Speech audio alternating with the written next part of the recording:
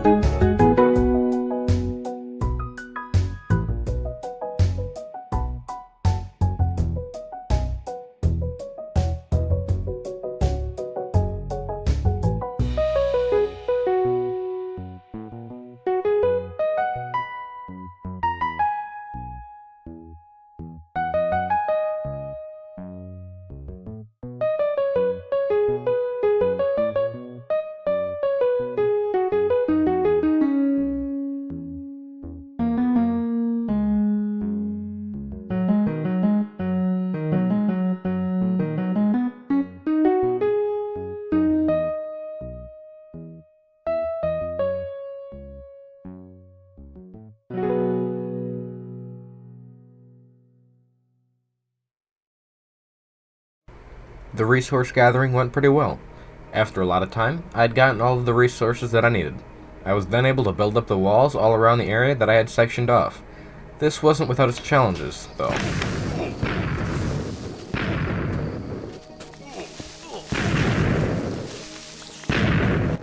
Unfortunately, those are only a small fraction of the creeper encounters I've had during this time. I should mention, though, that after several consecutive days of mining at this slow speed, I did decide to speed the game time up, and this is because I just wasn't going to finish this project if I had to do another 20 hours of stone mining, so I ended up speeding the game time up by about 3 to 4 times. I apologize if you think this isn't in the spirit of survival Minecraft, but honestly this project wasn't going to get done if I had to do another 20 hours of mining. So I figured this was the best course of action, because I still had to gather all the resources and spend my own resources to smelt the stone. Anyways, let's see where this got us.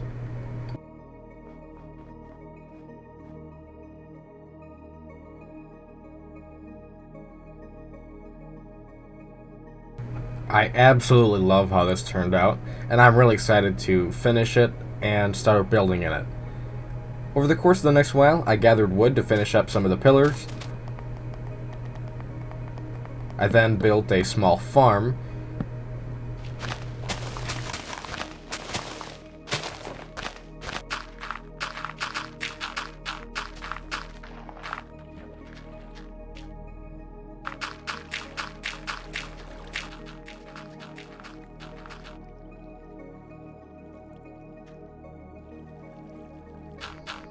And then I made a real pathway through what will become a little town that I plan on building.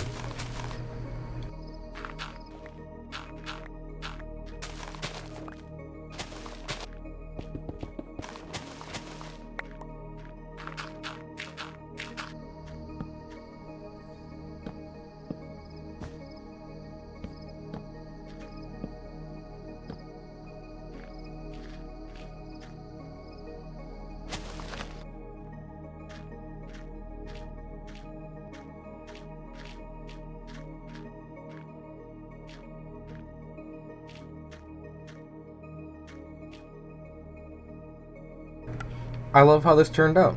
However, the exterior is nowhere near done. I still need a lot more wood on the outsides of the pillars, and there's some more details that I want to do towards the front. Let's take a look at those.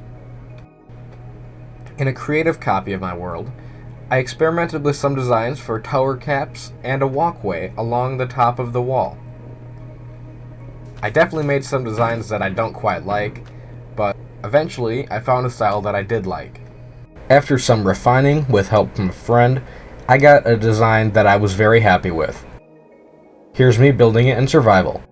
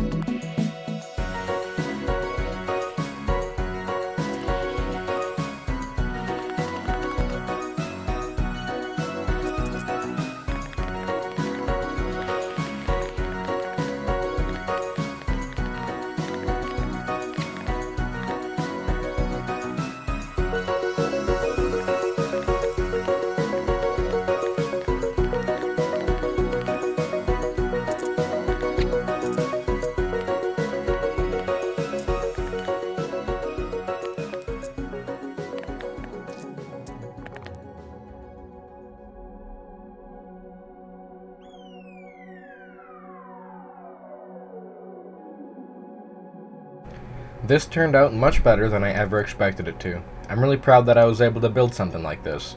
This is probably my biggest build and most impressive build that I've ever made so far.